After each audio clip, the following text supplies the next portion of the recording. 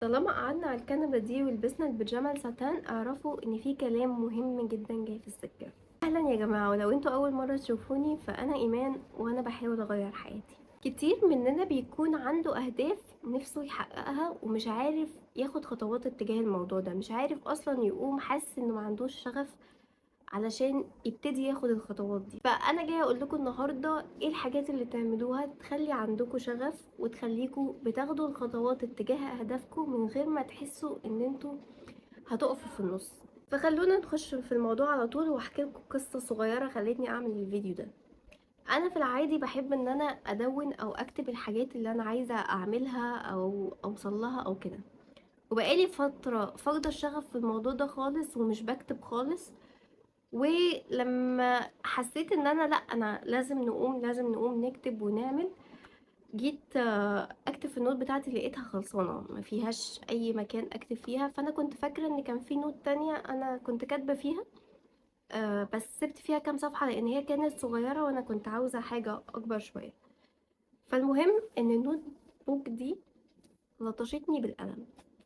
ليه؟ لاني اول ما فتحتها كده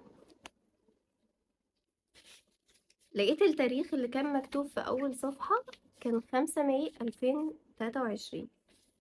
فتحت الصفحة اللي بعدها لقيت ان انا كنت في الوقت ده عايزة اوصل لهدف معين في السوشيال ميديا وارقام معينة في السوشيال ميديا، وكنت كاتبة الارقام اللي انا فيها دلوقتي والارقام اللي انا عاوزة اوصلها.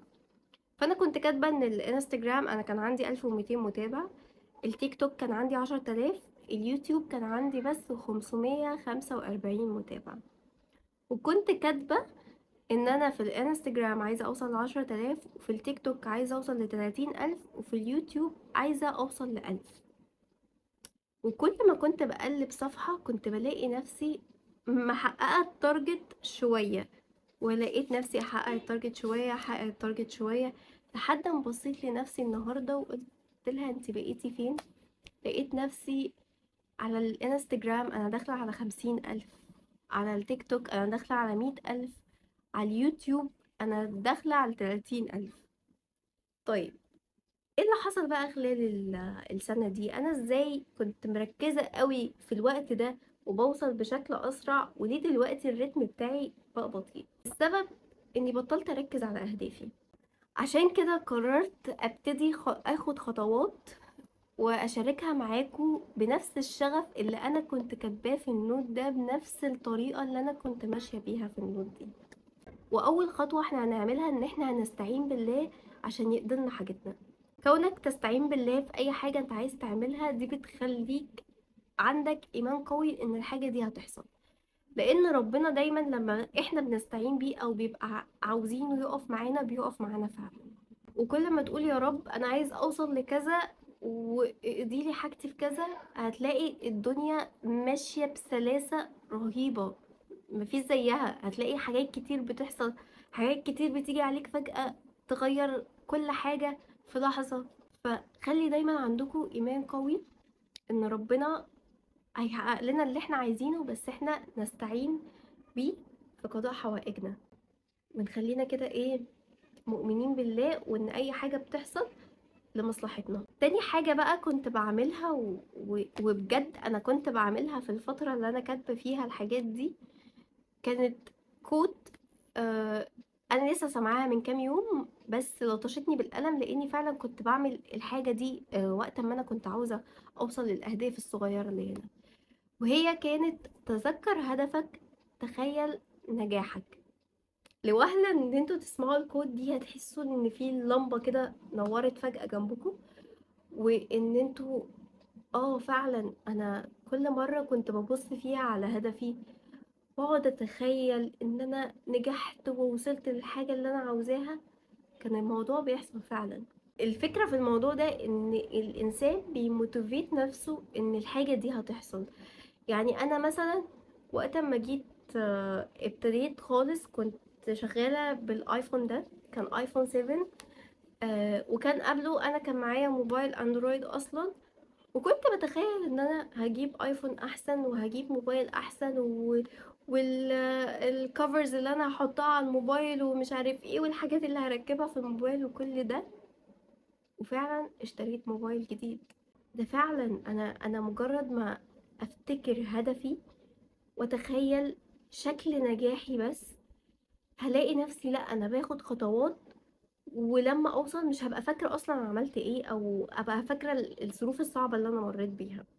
تالت حاجه بقى، ودي اكتر حاجه فعلا ساعدتني ان اعمل حاجات كتير، هي اني ابسط اهدافي على خطوات بسيطه. يعني انا مثلا هدفي السفر. طيب السفر ده بيحتاج له ايه؟ محتاجة أول حاجة إن أنا يكون معايا فلوس.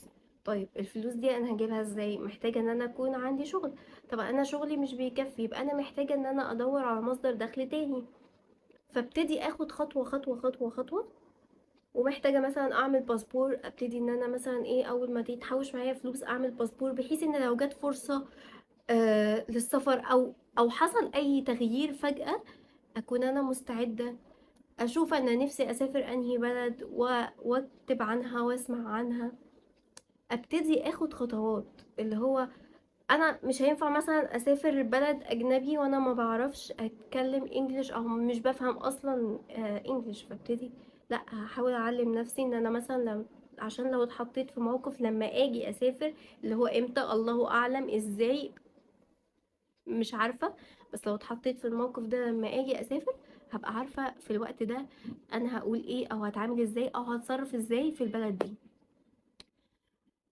الحاجات دي تكاد تكون الناس تقولك عليها اللي هو ايه، انت عايش في مية البطيخ، بس خليك عايش في مية البطيخ احسن من ان انت ما تكونش بتعمل حاجة خالص.